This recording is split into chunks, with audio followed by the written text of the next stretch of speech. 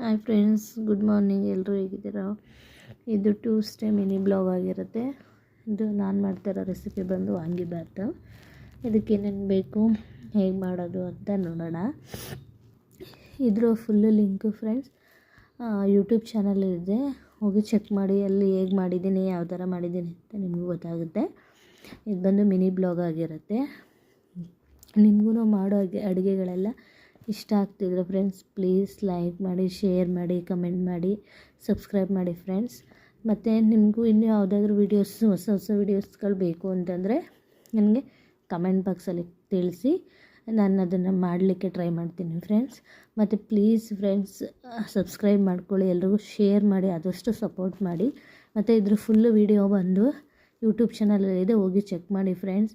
Please ನಿಮ್ಗೆ ಇಷ್ಟ ಆದರೆ ಲೈಕ್ ಮಾಡಿ. Thank you so much.